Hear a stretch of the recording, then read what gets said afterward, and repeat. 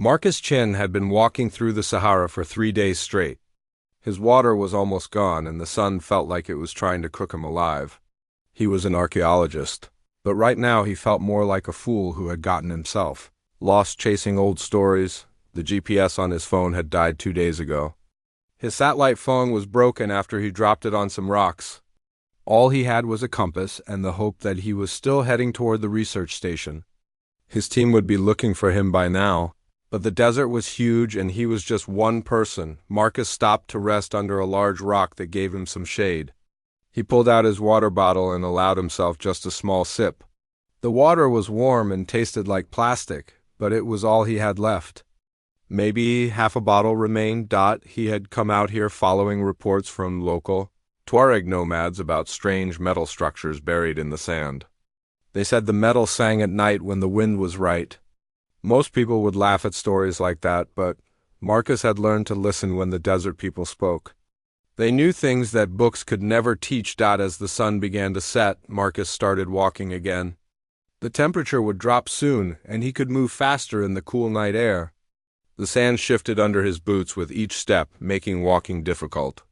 His legs ached, but stopping meant dying. The moon was bright that night, casting long shadows across the dunes. Marcus used his flashlight sparingly, saving the battery for emergencies. The silence was complete except for his footsteps and breathing. No insects, no birds, nothing but endless sand and rock. Around midnight, something caught his eye. In the distance, he could see what looked like a curved piece of metal sticking up from a dune. It was too regular to be natural, too smooth to be space debris. Marcus felt his heart speed up as he approached. The metal was dark blue and seemed to absorb the moonlight rather than reflect it. It was warm to the touch, which was strange since everything else in the desert got cold at night. The surface was perfectly smooth with no rivets, welds, or seams that he could see. Marcus began digging with his hands, pushing the sand away from the buried object. The more he dug, the more metal he found. This was not just a piece of debris. This was something big. After an hour of digging, he had uncovered what looked like the top of a hull. The shape was wrong for any aircraft he knew. It was too smooth, too curved, like it had been formed from liquid metal instead of built with tools. As he dug deeper, Marcus found what looked like a viewing port or window. The material was clear but not glass. It was warm like the metal and seemed to glow faintly from within. He pressed his face against it and tried to peer inside. The interior was dark, but he could make out shapes that might be controls or seats. The design was unlike anything he had ever seen. Everything was curved and organic-looking, as if the ship had been grown instead of built. Marcus sat back on his heels and tried to think. This was clearly not human technology. The materials, the design, the way it felt warm in the cold desert night, none of it made sense with anything he knew. He walked around the exposed portion of the hull, looking for some kind of entrance. There had to be a door or hatch somewhere. After several minutes of searching, he found what looked like a seam in the metal. It was barely visible, just a thin line that formed a rectangle about 7 feet tall. Marcus ran his fingers along the seam, feeling for a handle or button. Nothing. He pushed against the area, but it felt as solid as the rest of the hull. He was about to give up when he noticed something strange. Wherever his skin touched the metal, it began to glow with a soft blue light. The glow spread outward from his fingers like ripples on water. As the light reached the seam he had found, the metal began to change. The seam grew wider and the metal seemed to flow like liquid, creating an opening large enough for him to walk through. Warm air flowed out of the opening, carrying with it a clean smell like ozone after a thunderstorm. Marcus stepped back in shock. He was looking at technology that was far beyond anything humans had ever created. This was alien. There was no other explanation. For several minutes, he just stood there staring at the opening. Part of him wanted to run away and pretend he had never found this place. But the larger part, the part that had made him an archaeologist, was screaming at him to go inside and see what secrets this ship held. Marcus checked his water bottle again. Still less than half full. He was lost in the desert with no way to call for help. His choices were to walk into the unknown ship or continue wandering until he died of thirst. He took a deep breath and stepped through the opening. The interior was larger than it had looked from outside. The walls glowed with the same soft blue light that had appeared when he touched the hull. The floor was smooth and warm under his boots. Everything was curves and flowing lines, like being inside a sculpture. As soon as Marcus was fully inside, the opening behind him began to close. He spun around and watched as the metal flowed back into place, sealing him inside. Panic started to rise in his chest, but then he noticed something that made him forget his fear. The air inside the ship was cool and clean. He could breathe easily for the first time in days. More importantly, he could hear the quiet sound of flowing water coming from somewhere deeper in the ship. Marcus began to explore, following the sound of water. The corridor was wide enough for 3 people to walk side by side. Doors or openings led off in various directions, but he kept following the main passage toward the water sound. He passed rooms filled with equipment he could not identify. Some chambers held tanks of glowing liquid. Others contained what looked like sleeping pods or medical equipment. Everything was clean and functional. As if the ship had been abandoned just yesterday, the corridor opened into a large central chamber. In the center was a fountain that cycled clean water in an endless loop. Marcus ran to it and cupped the water in his hands. It was cool and tasted better than any water he had ever drunk. He drank deeply, refilling his empty body and his water bottle. The relief was incredible. He was no longer going to die of thirst in the desert. As he sat beside the fountain, Marcus began to notice more details about the chamber. The walls were covered with symbols that looked almost like writing. They glowed softly and seemed to shift and change as he watched them. In the far wall, he could see what looked like a control station. A single chair faced a curved panel covered with more symbols and what might be display screens. Everything was dark and silent. Marcus approached the control station carefully. The chair was sized for someone roughly human in shape, but perhaps a bit taller. The control panel was smooth and dark, showing no signs of power. He sat down in the chair, and immediately the ship came to life around him. Lights began to glow throughout the chamber. The symbols on the walls brightened and began to move in patterns. The control panel in front of him lit up with displays showing information he could not read. Then, from speakers he could not see, came a voice speaking in a language he had never heard. The words were musical and complex, full of sounds that human mouths were not designed to make. Marcus sat frozen in the chair, overwhelmed by what was happening. This ship had been waiting in the desert for who knows how long, and now it was waking up because of him. The alien voice stopped, and there was a moment of silence. Then, in perfectly clear English, the voice spoke again. Scanning biological signature. Species unknown. Genetic pattern shows markers of intelligence and tool use. Initiating first contact protocols. Marcus found his voice. Hello, can you understand me? Language analysis complete. You speak a variant of Earth Standard as spoken approximately 4,000 years ago? Updating translation matrix. Please state your name and origin.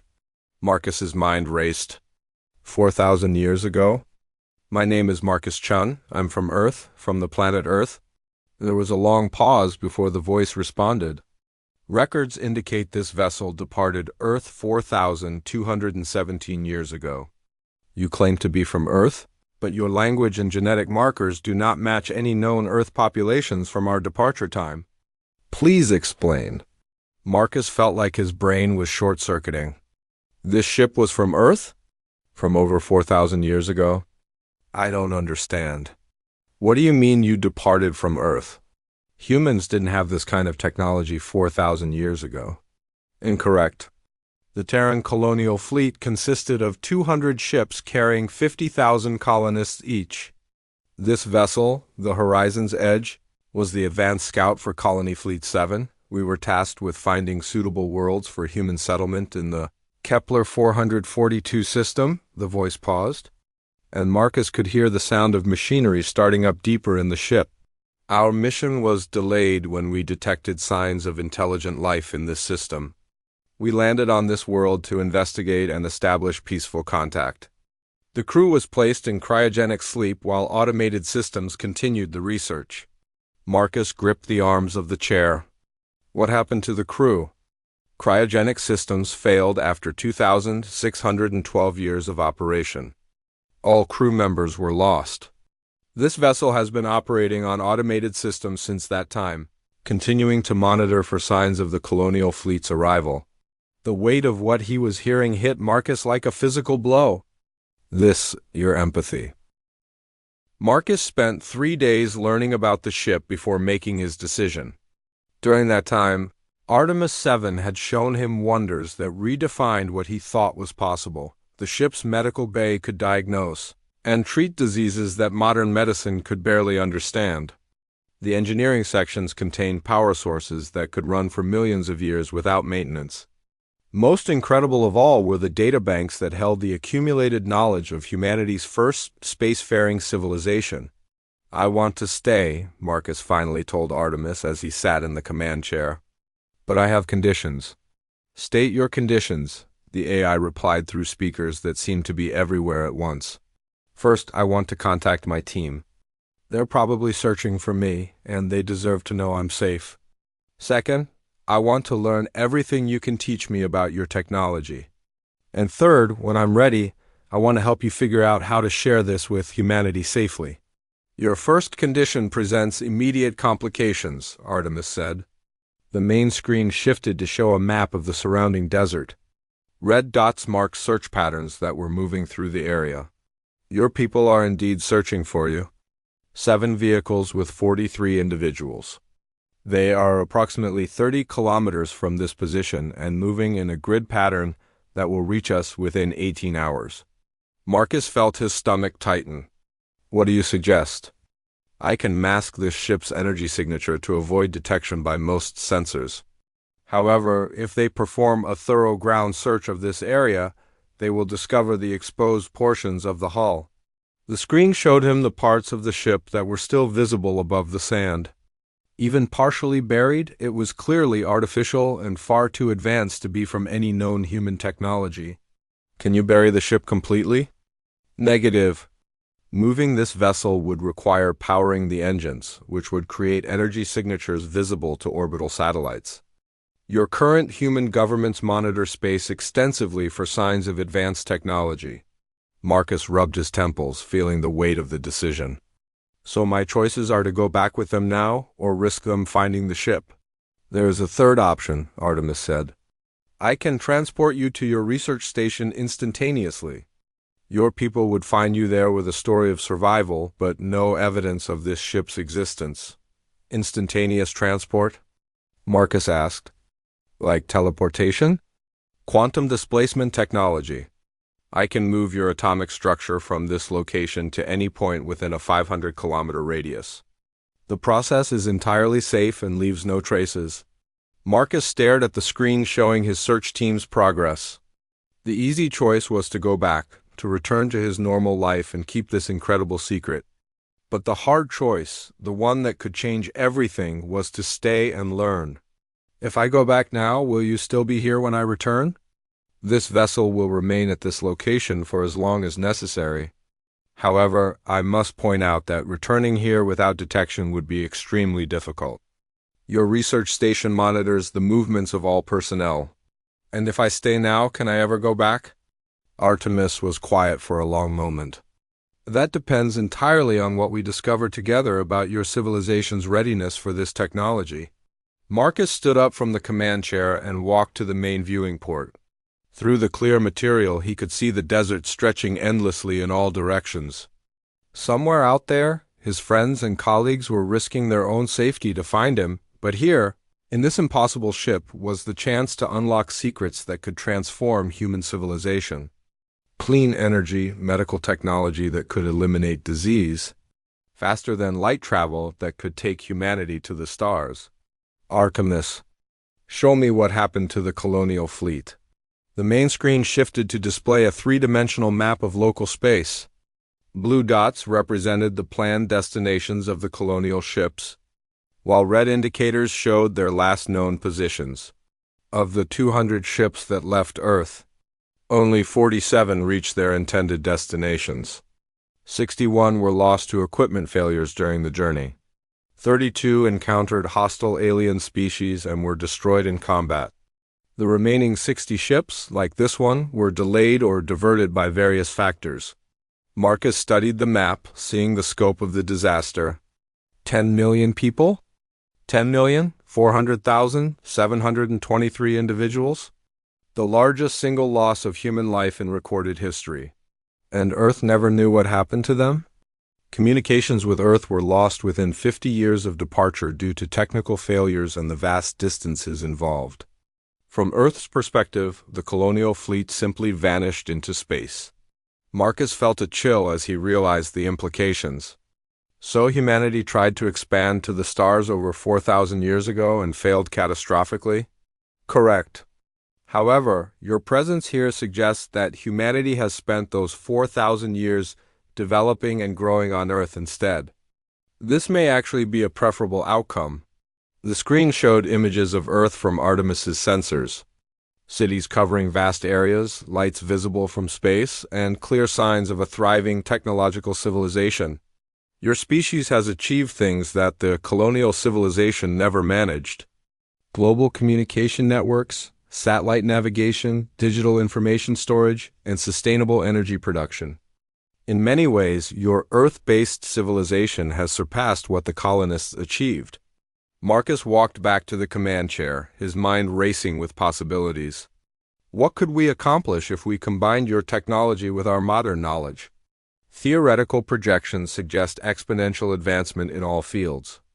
Energy production, space travel, medical technology, and scientific research could advance by centuries within decades. However, such rapid change also carries significant risks.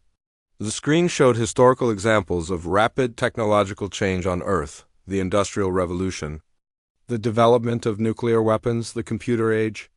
Each advancement had brought great benefits but also new dangers. Every major technological leap in human history has been accompanied by social upheaval, economic disruption, and political instability, Artemis explained. Introducing technology that is thousands of years ahead of your current level could cause civilizational collapse. Marcus sank back into the command chair. So we're damned if we do and damned if we don't? Not necessarily. There are methodologies for gradual introduction of advanced concepts. However, this requires careful study of your current civilization and strategic planning for implementation. How long would that take? Minimum estimate: 15 to 20 years for initial assessment and planning. Full implementation could require 50 to 100 years. Marcus laughed despite himself. You're talking about the work of a lifetime. Correct. This is not a decision to be made lightly. However, I should point out that this ship's medical technology could extend your natural lifespan significantly. The colonial humans routinely live for 150 to 200 years. That stopped Marcus cold. You could make me live that long? Cellular regeneration technology can reverse aging and prevent most forms of disease and genetic damage. The process is entirely safe and reversible if desired. Marcus stood up again, pacing around the command chamber. The offer was incredible and terrifying at the same time. He could have the time needed to properly study this technology and plan its introduction to humanity. But it would mean giving up his normal human lifespan, his current relationships, his entire way of life. There's something else you should consider, Artemis said. The energy readings I detect from your planet indicate that your civilization is approaching several critical threshold points. What kind of thresholds? The screen showed environmental data, population growth charts, and energy consumption patterns. Your species is consuming resources faster than your planet can regenerate them. Without significant technological advancement, your civilization will face collapse within the next century. So humanity needs this technology whether we're ready for it or not? That appears to be the case. The question becomes how to provide it in a way that helps rather than harms your species. Marcus stopped pacing and looked directly at the main screen. Artemis, if I agree to stay and work on this, what exactly would we be doing? Phase 1 would involve comprehensive study of your current civilization. Political systems, economic structures, technological capabilities, and social dynamics. This would require accessing and analyzing vast amounts of human information, You mean spying on humanity? Passive observation and data analysis only.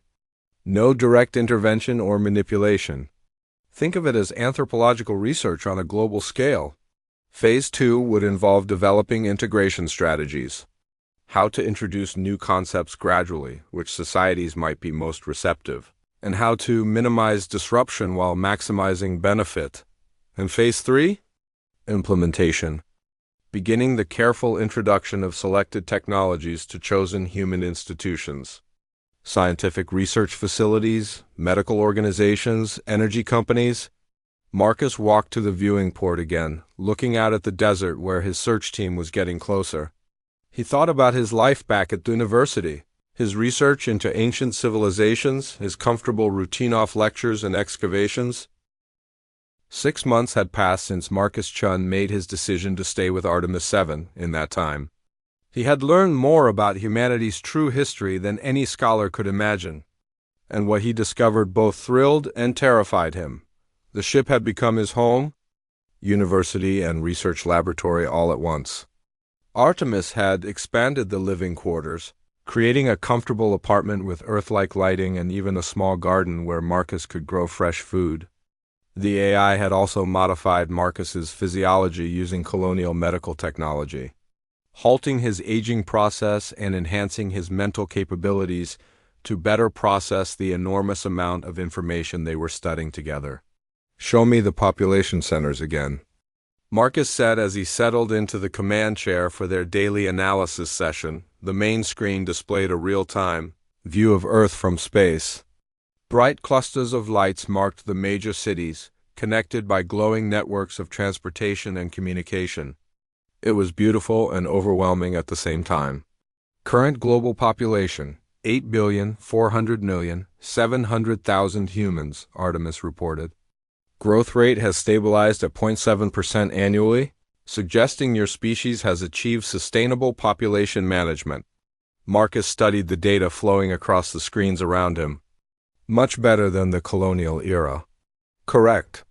The colonial fleet departed from a world with 12 billion people fighting over diminishing resources. Your current civilization shows much better resource distribution and environmental management. Over the months, they had developed a comprehensive picture of modern human civilization. The good news was encouraging. Humanity had achieved global communication, had largely eliminated extreme poverty, had developed renewable energy sources, and had even begun to reverse some environmental damage. The concerning news was more complex. Political tensions still existed between major powers, nuclear weapons remained a threat, and social inequality persisted in many regions. Most troubling of all was humanity's seeming lack of interest in space exploration beyond their own solar system. "That's what I don't understand," Marcus said, gesturing at the display. "Your colonial fleet was launched when Earth was in crisis. Our Earth is relatively stable, but we're not pushing out to the stars. Why?" "Analysis suggests that stability breeds complacency," Artemis replied. "The colonial civilization faced extinction and therefore took extraordinary risks. Your civilization faces manageable challenges and therefore prefers incremental solutions. So we're too comfortable to reach for the stars?" "Partially. However, there is another factor. Your civilization lacks a unifying goal or threat that would motivate such a massive undertaking." Marcus had been thinking about this problem for weeks. How do you motivate a stable, comfortable civilization to undertake the risks and costs of interstellar travel? What about scientific discovery? The search for other intelligent life? These motivate small groups of scientists and enthusiasts, but do not create the societal momentum needed for a true spacefaring civilization. The screen shifted to show public opinion surveys about space exploration. The numbers were disappointing. Most humans supported space exploration in principle, but very few considered it a priority worth significant resources or personal sacrifice. "There is another consideration," Artemis continued. "Based on our analysis of human history, your species responds most strongly to immediate, visible threats. The colonial civilization faced planetary collapse. Your civilization's threats are longer term and more abstract. Climate change, resource depletion, potential asteroid impacts, Marcus listed. Correct.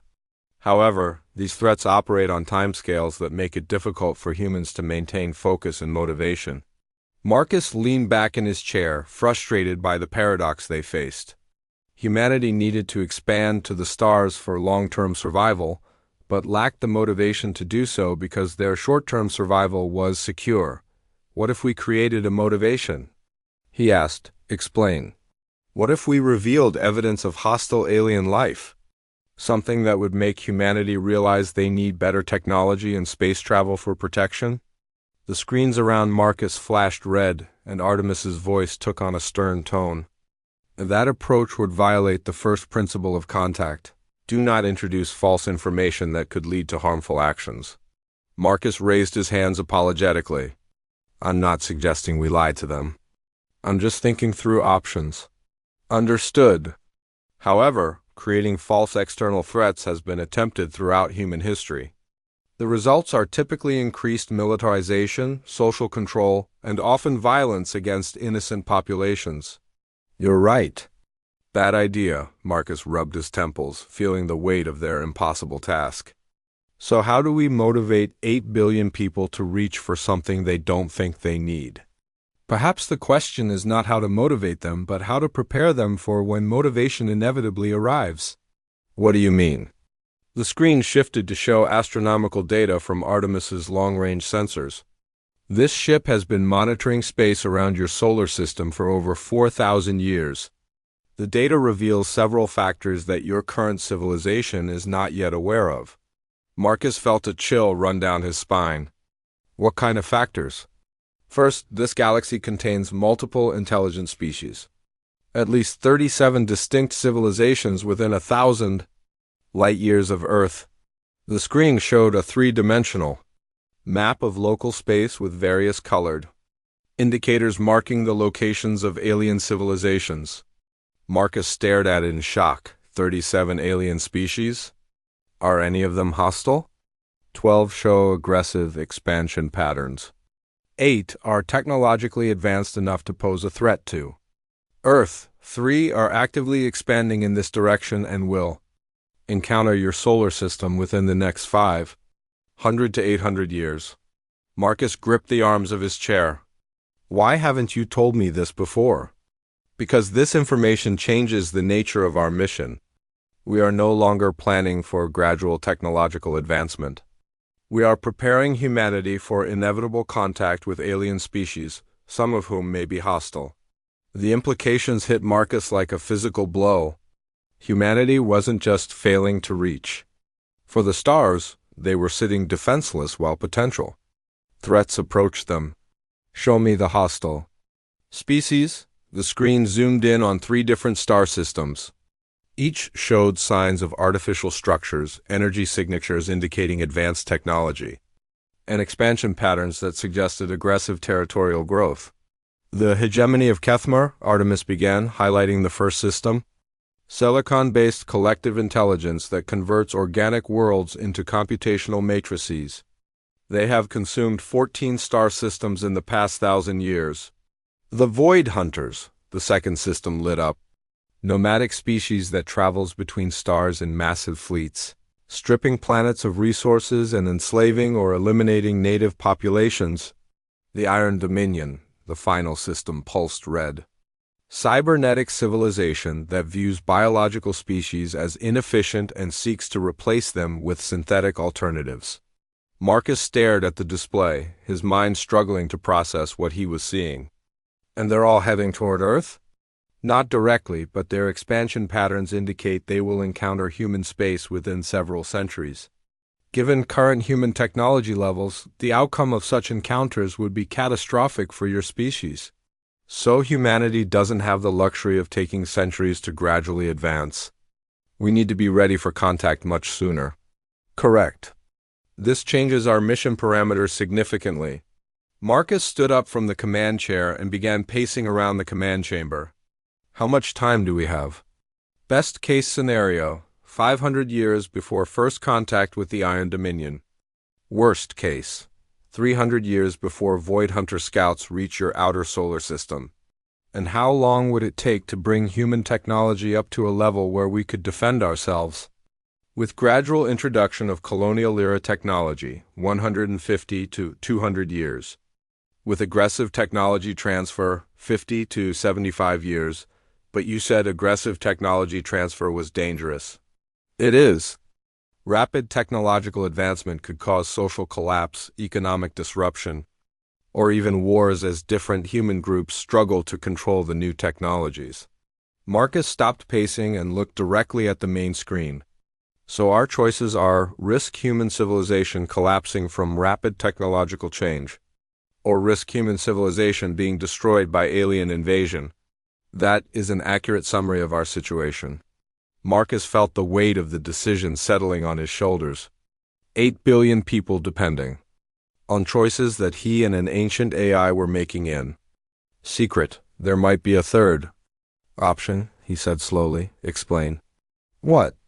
If we don't introduce the technology to existing human governments and institutions? What if we create something new? The displays around Marcus shifted to show organizational charts and political maps of Earth. Continue. We find the best and brightest humans from around the world. Scientists, engineers, visionaries who can handle the truth. We bring them here, like you brought me, and we create a new organization dedicated to preparing humanity for contact. A secret society with access to advanced technology.